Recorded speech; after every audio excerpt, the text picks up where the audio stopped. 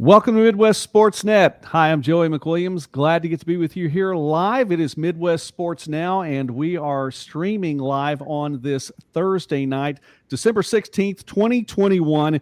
It's a fantastic night, and we are here again on the channel where we talk a lot of small college sports and more throughout the Midwest and beyond. And we are going beyond the Midwest today. We're headed all the way out to the East Coast to talk about some NAIA football. The championship game is just 2 days away, and we actually have somebody on site there in Durham, North Carolina. We'll talk about that as I just welcome you on into the channel. Here we are at Midwest Sports Net. I encourage you, please do subscribe. You're going to enjoy it. We talk a lot about Division II, a lot about NAIA, and many, many, many sports. Now, I'm not alone tonight, as I have a couple of friends here with me, and I'll introduce them and give them a chance to tell you a little bit about themselves before we get into our conversation about Morningside and Grand View. I promise we'll get there quickly. Cory Thorpe, who is on site in Durham, North Carolina, and you're going to be there for the championship game. Cory, you're with NAIAF ball, and I know that this is something you've been looking forward to all year long. Oh, it has. It's been the weirdest sports year ever. We've gotten 2 national championships in one calendar year. That's been a blast. So getting to be here in Durham is so much fun. Durham is a really neat little city. I've enjoyed my time in and around and exploring Durham. So I can't wait to see the actual game, but it's just been a fun experience putzing around Durham. Well, I look forward to hearing more about that as we talk about this. Our other guest tonight, Adam Ferguson, and I am very privileged now to have him on my channel. I've had a chance to get to visit with you a few times this year, Adam, and talk some football as you've been the play-by-play man for the Southwestern Assemblies of God Lions football team, and got a great setup down there, the Sagu Sports Network, part of the Champions Sports Network as well. You guys do fantastic work. Thanks for coming on with us tonight. Absolutely. I appreciate the kind words. I've had a lot of fun working for the Sagu Sports Network for the past, it's been probably 7 years now. It's crazy. It was so random. It just happened one day where I met with John Cookman, our executive producer, and he was like, "Hey, you want to do a screen test?" I'm like, "Sure." And then he threw me up in the booth. I never did anything like that before. And here I am 7 years later, driving up the Waxahachie, 6 Saturdays out of the football season to do some broadcasts. And I love it. I have found that is almost the story that's told again and again. You don't even expect it, and then all of a sudden you wind up in a position like that. God takes care of us really well. I think he puts us with the right people at the right time. And you mentioned John Cookman, and that's how I got to meet Cory. Is through him as well. So we have some nice connections, but we're talking about NAIA championship football tonight. So let's do that now. Morningside and Grand View. And this is a matchup, a couple of teams from the state of Iowa, both of them with a national championship to their credit in recent years. Morningside very much recently, going back to 2019, had a pair in 18 and 19.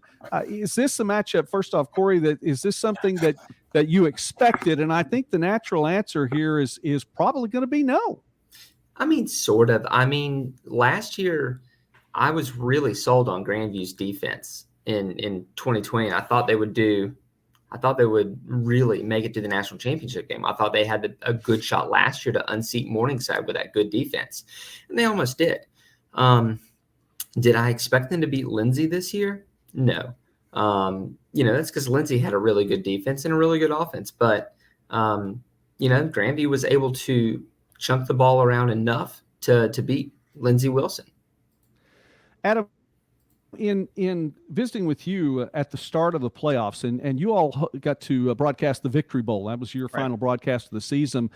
Southwestern Assemblies of God, Sagu coming away with a victory in that game over Sterling and capping off the season well. One of the things that you talked about, hey, listen, here, what are your picks?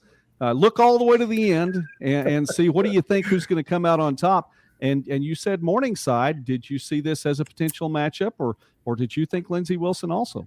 Look, I picked Morningside from the get-go because I look at their offense. I look at the players that they have, and we're going to talk about one of their special players lately. If you've ever turned into one of our broadcasts, you know I love quarterbacks, and I know we're going to talk about Morningside's quarterback here in a little bit. But it's not it's not the 1980s anymore. You can't say that defense wins championships when you got an offense that is as good as Morningside's. And I kind of saw that going in. Grandview's defense is phenomenal. Anytime you hold opponents to 12 points a game on a season is incredible. But Morningside outgains them in terms of yards on offense by over 200. I think it's over 200 yards of offense on or per game.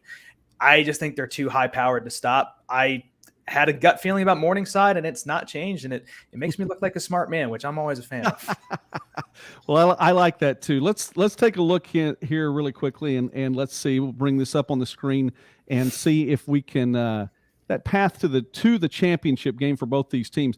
Now, and guys, feel free to jump in here. September for Morningside, well, 60 points, 50 points, 50 points. No surprise there. Mount Marty actually getting a brand new coach right before the season started there as well. Midland, easy win. Hastings, Briar Cliff, 84. But, it's a basketball. I'm not sure if the men's basketball team has put up 84 yet for Morningside as many times already this season. That Dordt team, I think, and that they got to within 6 points. I think that's the big step there because, guys, watch the defenders. They're not going anywhere. No, they're not. And I think that they'll be around. Jamestown, Northwestern. That was the premier matchup maybe of the year, 6-point game. We'll talk about that a little bit later on. And then you get to the playoffs after the Dakota Wesleyan game. It's a tough GPAC schedule anyway. OUAZ, I think I mentioned, guys, I expect a Morningside win, but that the Spirit are going to score, and they did. Kansas Wesleyan, hard fought, but it's all Morningside. And then a totally different game against Northwestern. When you get down to it, it was all defense in the second time around between those two guys. Where was that game played at, Joey? Out of curiosity, the Northwestern game. The Northwestern. Actually, this one was at Morningside.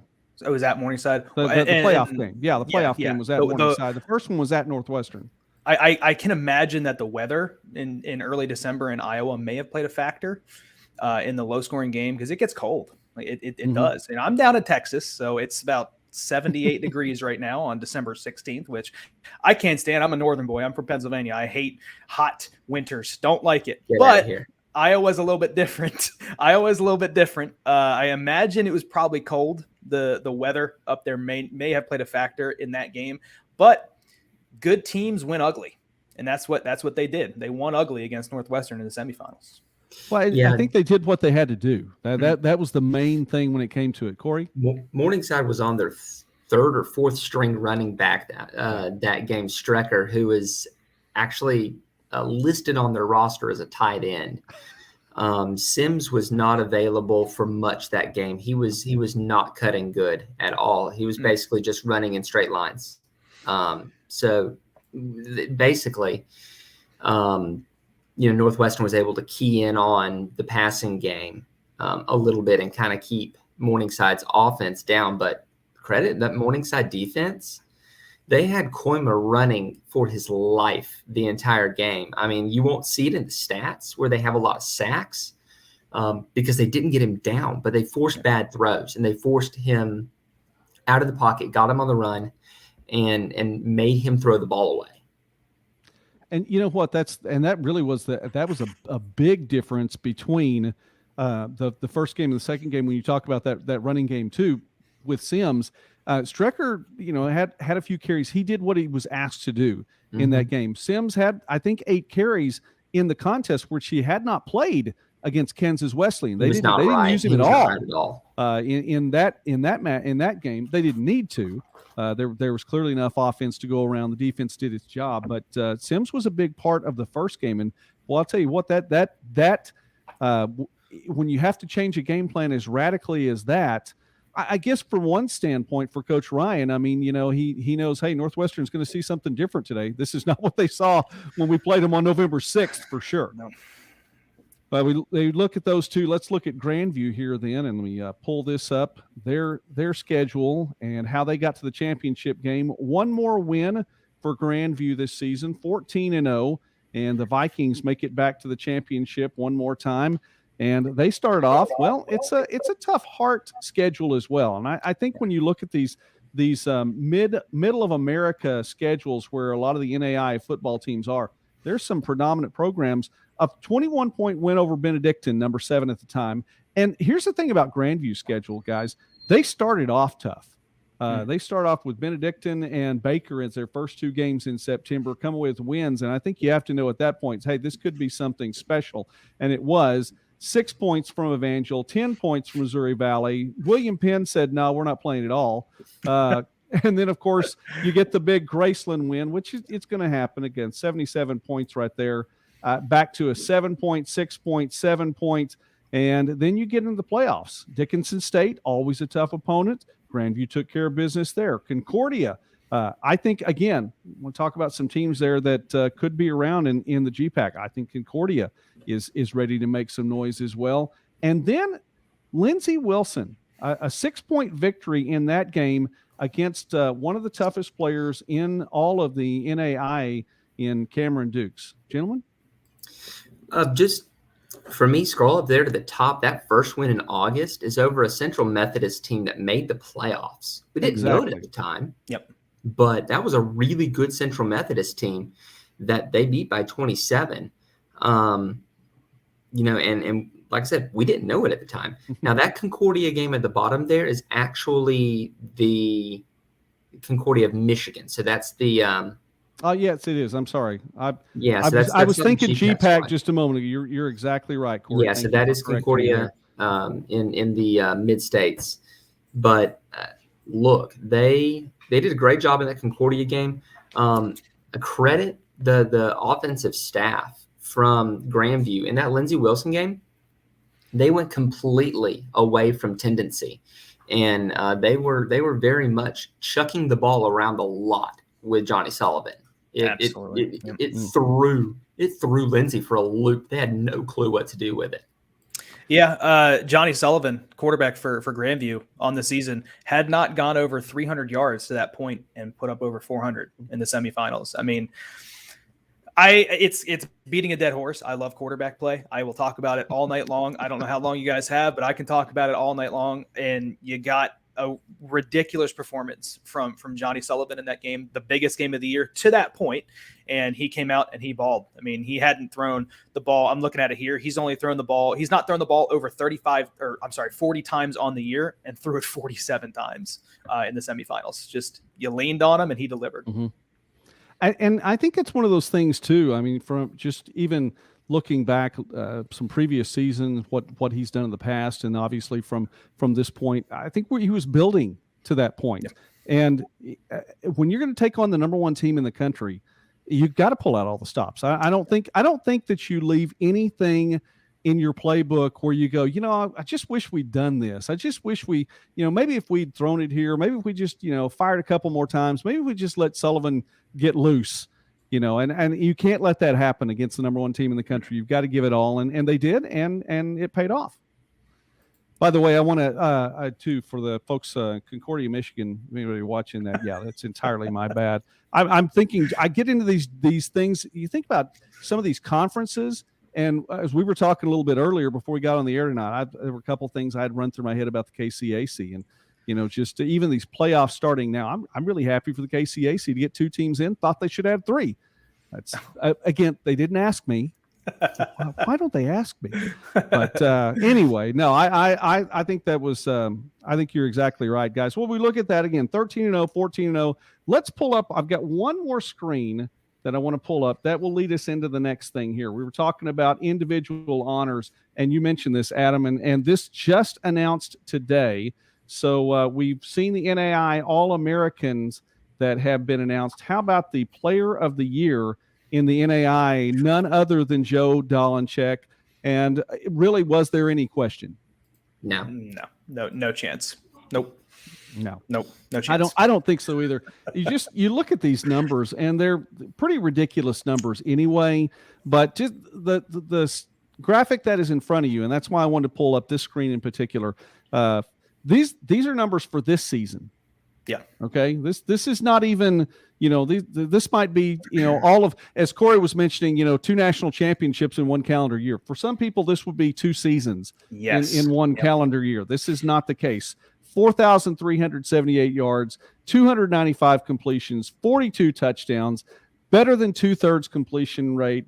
And now for his career, 12,629 yards, could easily, I say easily, could, I'm not going to say easily against the Grand View defense. He could top the 13,000 yard mark after Saturday's game. Now, I know we'll talk about defense, but he could. It's possible. In 47 games, 128 touchdowns to only 30 interceptions over his career. 4-1, better than 4-1. Can you ask for much better than that over a 4-year career and nearly 13,000 yards? You think about it. Man. This year he's thrown 42 touchdown passes to 9 picks. You're talking about at that point, what is that? Almost that's crap. 9-1-ish. Yeah, it is. And no, think about this too. In his time there, okay? In his time there, he also had another player of the year that was in front of him. I mean, Trent Solzma was throwing the ball for a while there during his 4-year career. And I realize COVID year, whatever, blah, blah, blah. But I mean, you've got somebody like that in front of you and you're still able to put up those kind of numbers. There's a lot to be said for that. Do we know what kind of voting system goes into the electing of the NAIA player of the year? Because if it wasn't unanimous, someone needs to lose their vote. I mean, you look at just the quarterbacks across the nation. I mean, every now and then you're going to see a running back maybe that puts up 1,900 yards that gets consideration. But as far as quarterbacks go, the most important position on the field, take a guess. I want you guys to take a guess as to the differential in yardage between the number 1 quarterback, which of course is Dolanchek, and the number 2 quarterback, which is Austin McCullough. Oh, it's a little bit.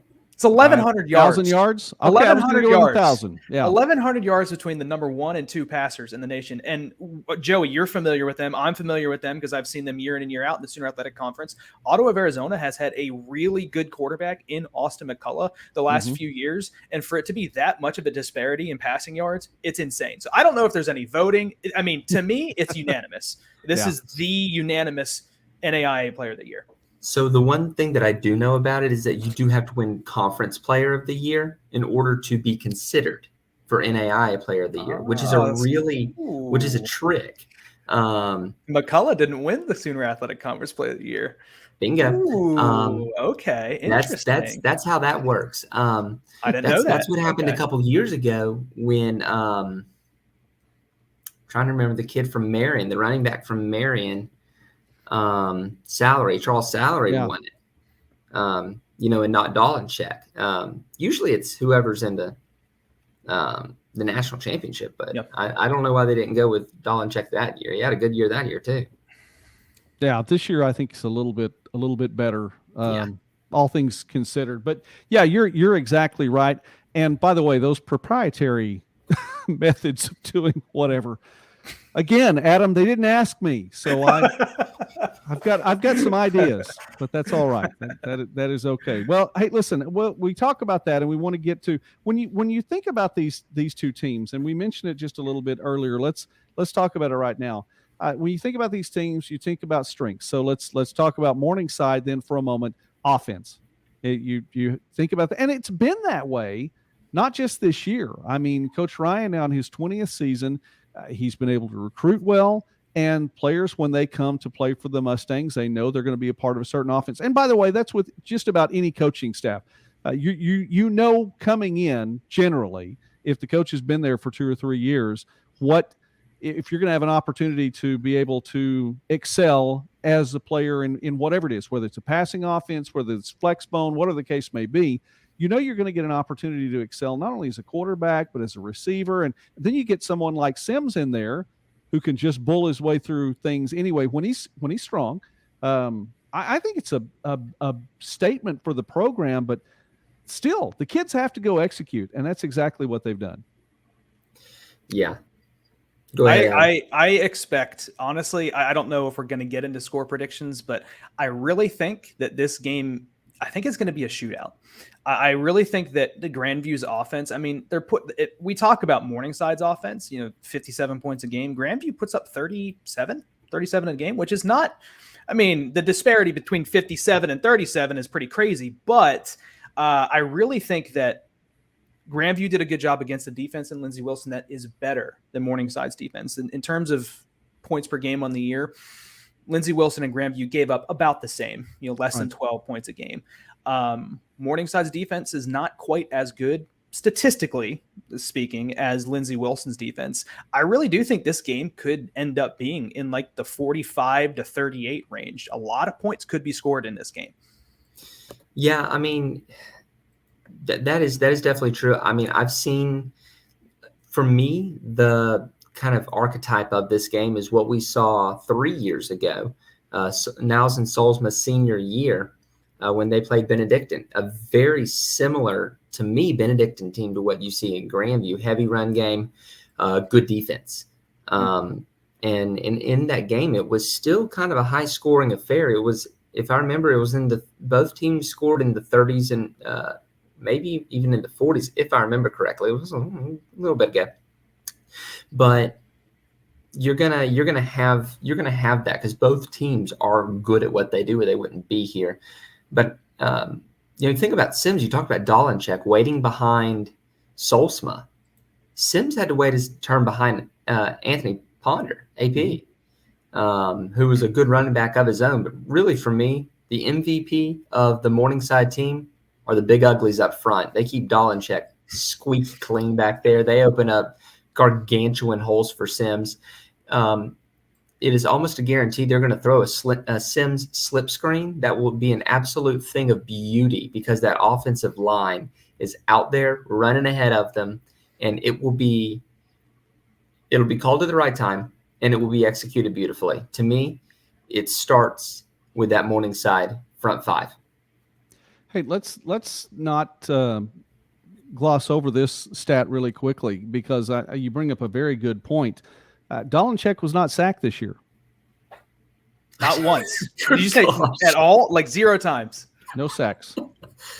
Dolanchek was not sacked this year. Wow. That's insane. So, I mean, every quarterback gets one, but I guess not. I guess not. He didn't take one this year. Jiminy Christmas. Wow. So there you go. And again, so that goes back to what you just thank you for leading into that for me, Cory. I appreciate that. Segue. That's a perfect segue into that because the front five have done their job. And for Strecker now, obviously opening up some holes for him. I'm interested to see how much Sims is going to get to play. When I asked Coach Ryan yesterday, he said that Sims was good to go for Saturday night, that he was back, that he acted like he was back to normal. We'll see. Okay, well that's huge. I think that goes a long, Yeah, we'll see how much that is coach speak.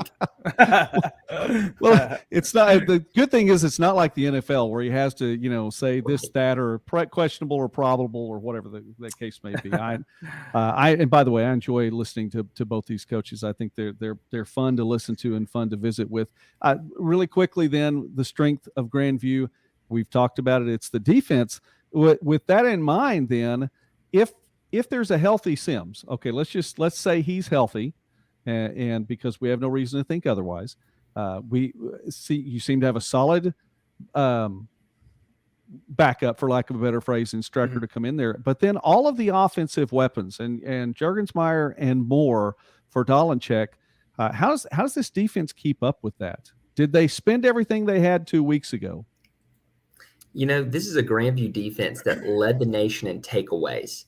And, I mean,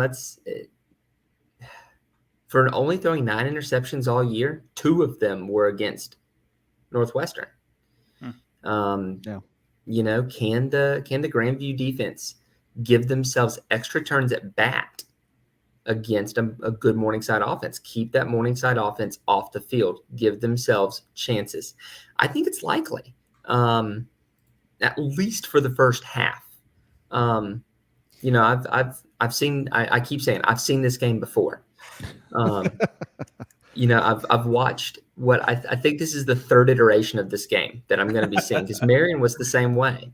Morningside gets up by a couple scores. Grandview comes back, cracks one, gets back in the game, and it's a chess match from there on out. So can Grandview's defense with Nate Whelan and Kai Mosley and Drew Buffelli, Can they do it? Sure. How long can they do it? I don't know. Adam, that actually, and Cory took the point that I wanted to make there, and I appreciate that, Cory. I'm hoping I'm teeing these up here for you well, so that you could just drop your shoulder and try to take one out of the park.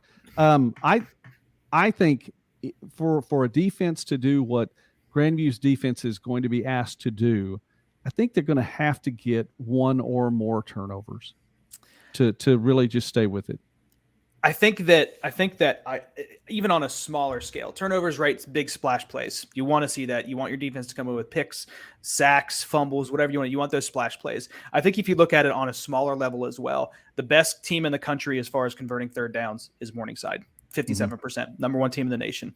On the other side, Grandview's got almost 100 tackles for loss on the season. If they can keep Morningside behind the sticks, get a couple of tackles for loss on first down, make it 2nd and 12, make it 2nd and 13, and try to get them in 3rd and 8, 3rd and 9 situations, they've got a shot. Not every play has got to be an interception. Not every play has got to be a forced fumble. If you can keep Morningside behind the sticks, tall task, I get it. But your defense is one that is set up to control the trenches. Now we got a really good Morningside offensive line. We got a really good Grandview front seven. It's going to be who gives first. Of course, every defense loves those takeaways. They love the interceptions, big plays, get your momentum going. But if you look at it on a down to down basis, if you can keep first down to minimal yardage for Morningside, you got a shot.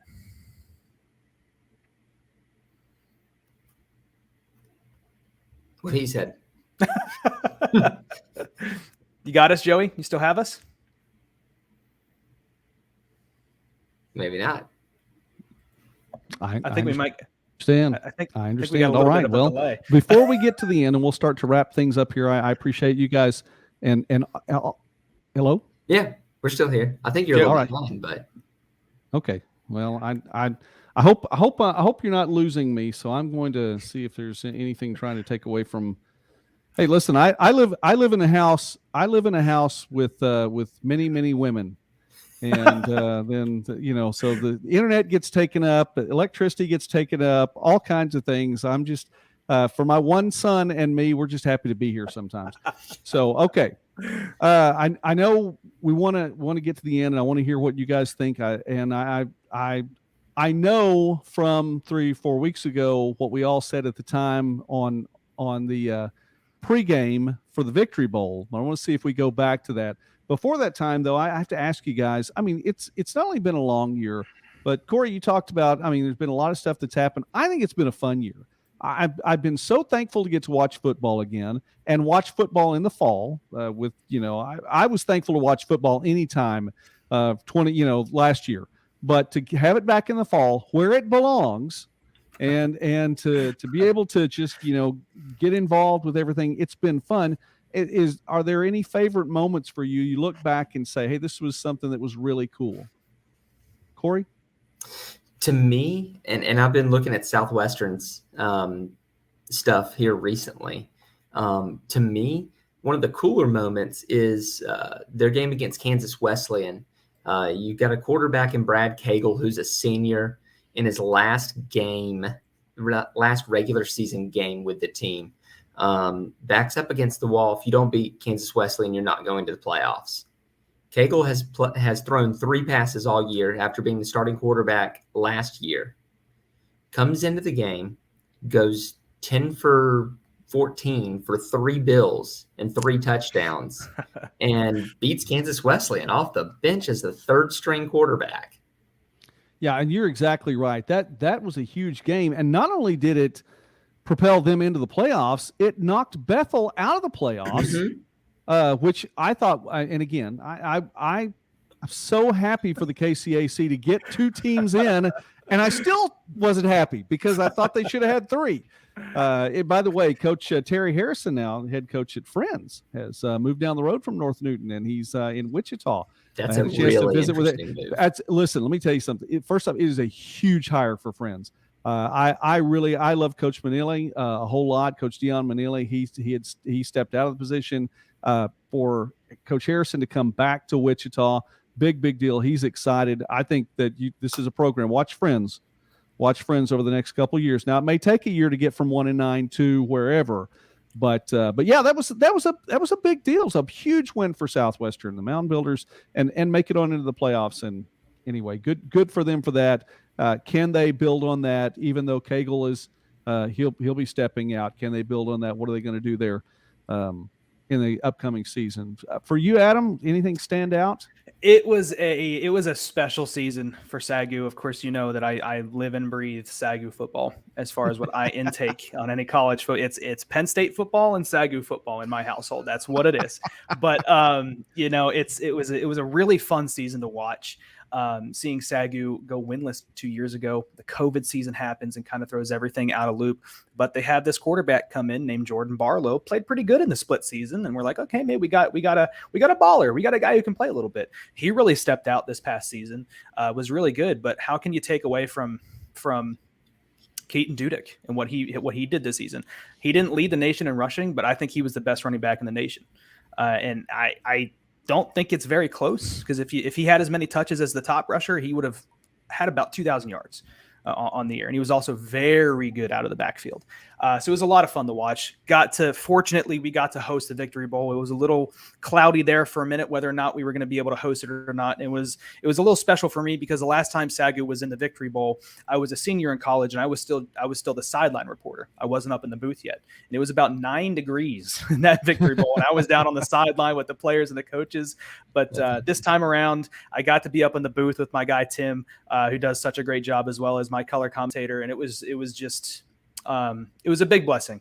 This is my dream job, and being able to move up from the sideline to the booth was eye-opening. And then I got to do the Victory Bowl this past season. It was just a magical season, both on the field and in the booth. It was awesome. I couldn't be happier with it. Couldn't be happier. That is fantastic. Is Dudek in the Senior Bowl? I don't know. I'm not sure. I haven't looked. I know I saw pictures with Coach Smith and Austin McCullough in the Senior Bowl, but I don't know if Dudek went. I have that somewhere around here, but I'm concerned if I start trying to pull too much internet. No, he's not. I pulled it. I pulled it up here real quick. That's what I was looking for. I didn't think he was. I'm really hoping. We'll see how my schedule tomorrow is. I'm kind of hoping to be able to go out to that and actually lay eyes on Austin McCullough, and watch him, get to chunk the ball to Stevie Williams and Aaron Jenkins from Kansas Wesleyan. Yeah. Good Lord, that's going to be fun. There's just one word that I always use to describe McCullough, and it is smooth. He plays the quarterback position, and it just looks fluid. You got a lot of these guys who run around and they scramble, which is great. It extends plays. But when McCullough is I don't want to say under center, because he takes every snap from the shotgun. Yeah. But when he's back there, I'll tell you, there might not be a better quarterback in terms of mechanics and how good he looks throwing the football. He's incredible. Well, that is. By the way, I wanted to tell you, Adam, I think it's I'm happy for you. I'm enjoying. I always enjoy getting to visit with people who are living the dream and getting to do that. I've had a chance to be one of the voices for the Live United Bowl since its inception a few years back, and thoroughly enjoyed it. But this was my first year to get to do play-by-play, and I have to tell you, I was thrilled. It was a blast, and I've enjoyed doing color. Don't get me wrong, but it was nice to get to do something a little bit different, and I appreciated that opportunity as well. All right, well then I'm so thankful for your time tonight, Cory. I know that you're an hour ahead of us where we are, so you have to get some sleep there in the hotel room at some point in time, and I'm actually headed your way tomorrow. We're making the trip down to the Tampa area to see one of my 5 children. And so we're leaving out in the morning too. So at some point in time, it was better for me to go a little earlier tonight, so I might get some sleep. Who knows? I will ask you this: do you still have the same pick? Which all 3 of us at this point, this was before we knew what the matchup would be. We just picked a champion. Okay, the champion we all picked at that point in time was Morningside. It was likely Morningside might be going up against a Lindsey Wilson. Honestly, I want to pause just for a moment and say, I'd love to see Morningside and Northwestern in the championship. I get frustrated sometimes at some of the reseedings and the matchups that happen along the way. I realize there's a method that nobody asked me about. But I mean, to get to see Northwestern and Morningside as they already play in conference, would have loved to have seen that separated into a championship. Now, that aside, I got that out of the way. I'll be able to sleep tonight. Do you still have the same pick, and what's your score? Cory, go ahead and take it. I've been leading with you all night. As a Florida State fan who had to play Florida in the national championship game, that's a no thank you. I thought you were just mad about losing a recruit to, yesterday. But go ahead. That's you fine. had to go there, Joey. You had to go there. I'm sorry. Go ahead. Look, like I've said all night, I've seen this movie now. This is the third time I've seen this movie. At the end of the night, it's still going to be Morningside that's going to be doing it. I love Grand View. I love what their defense does. But I've seen this movie in the national championship before, and it's going to be a great back and forth game, and it's going to be close. I can tell you both of those things for sure. Everything I've said for sure in this playoffs has been horribly wrong, but who cares? There's the kiss of death right there. Do you have a score? Absolutely, for sure? It's going to be close. It's going to be a good game. But Morningside comes out on top. They're whoever gets the ball last, and Morningside's going to probably get it last. Okay.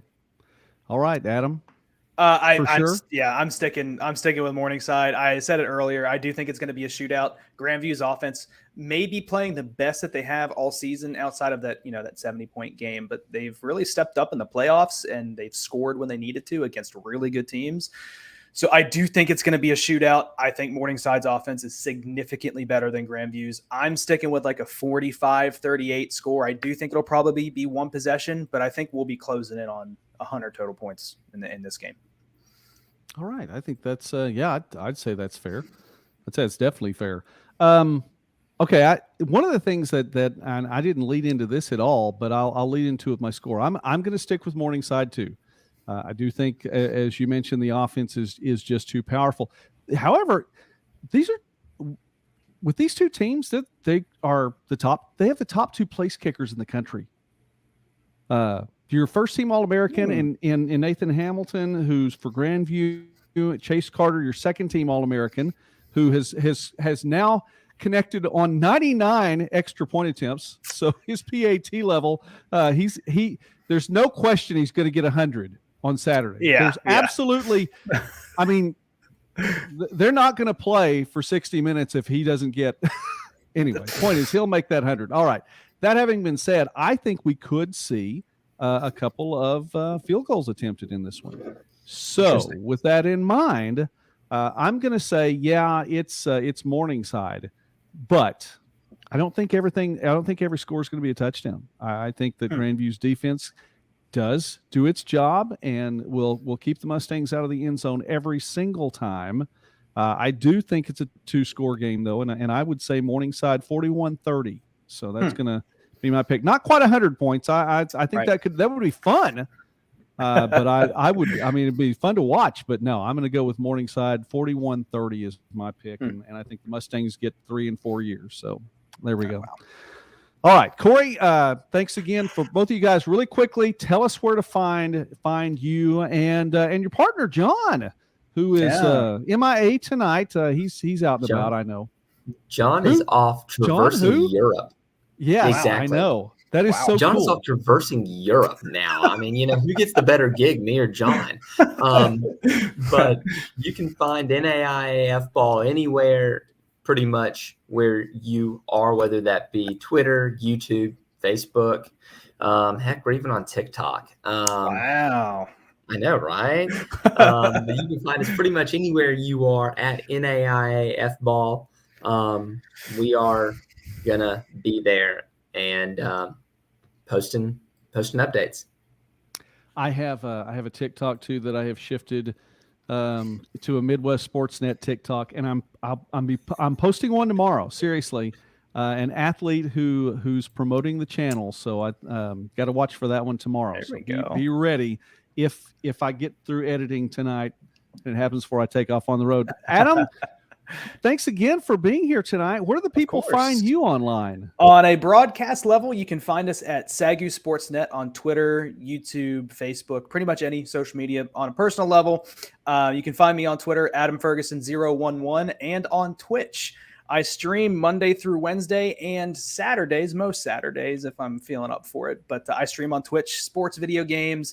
I run a podcast with a good friend of mine. We've had a little bit of an off season, but with hopefully the baseball lockouts coming up to a close here, we'll have some stuff to talk about. But I stream Monday through Wednesday, and then Saturdays, sports video games, shooters, whatever, any kind of esport video game you can think of, I'm streaming it on Twitch, and that is twitch.tv Ferg_AD is my Twitch channel. That is cool. I'm gonna have to get my son to watch it. He's a gamer. There we go. A gamer, so I look forward to that. All right. Well, the consensus here on Midwest Sports Net tonight, Morningside, should be a lot of fun. And if you're going to watch that game, if you're out there, of course, Cory's out there. It is a Eastern time, 6:00 kickoff on Saturday, and that is going to be it should be a really, really fun game. And I think it should live up to the billing. I'm excited about that. And by the way, I didn't even mention my favorite moment was Morningside and Northwestern, because a game, that's what reminded me of it. I thought it lived up to the billing. This one, I believe, will live up to the billing too. So for Cory Thorpe and Adam Ferguson, I'm Joey McWilliams. Thank you so much for watching tonight. Please do consider subscribing to the channel Midwest Sports Net. We appreciate that. We talk about small college sports and more throughout the Midwest and beyond. For all of you out there, have a very Merry Christmas. God bless you all, and have a good